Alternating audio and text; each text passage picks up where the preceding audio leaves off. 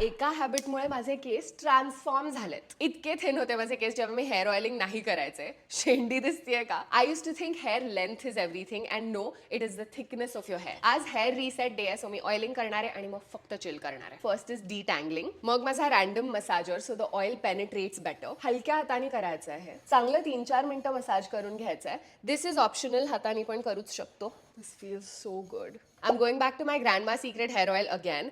This is not your girly little light oil. This is the Baap of hair oils. Herbal आहे.